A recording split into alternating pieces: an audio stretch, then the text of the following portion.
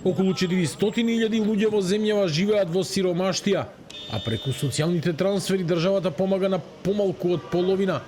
Невработеноста и ниските лични примања се меѓу најголемите предизвикувачи на сиромаштија, па затоа е потребен посеопфатен пристап на институциите во борбата против немаштијата, вели за Студио 10 првиот човек на Сдруженијето Љубезност Тони Станковски. Тие 400.000 луѓе се луѓе кои што се тука околу нас, определена бројка е покриена со социјалните трансфери кои што државата ги покрива, дали се тоа не знам сега во моментов колку се, дали се 150.000 или помалку повеќе.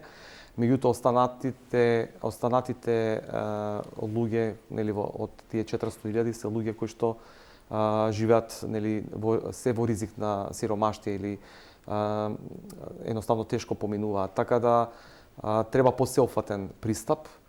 Дека сиромаштијата најсилно ги погодува најранливите, покажуваат и официјалните бројки.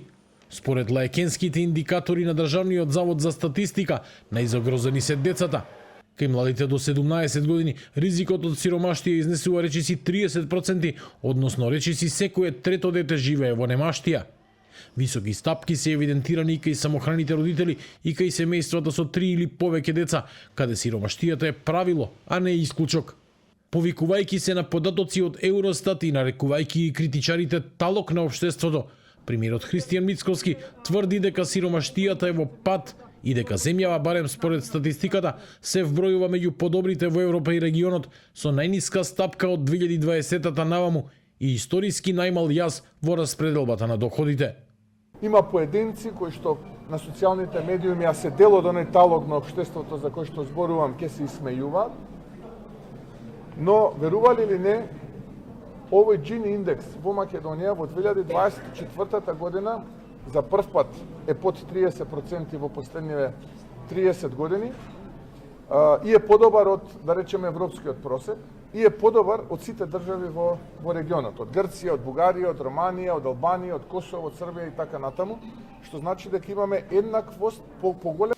Мицковски најави дека владата ќе продолжи со мерките за поддршка на семејствата, младите и пензионерите, потенцирајќи дека ефектите од зголемувањето на пензиите и другите социјални политики допрва ќе се почувствуваат.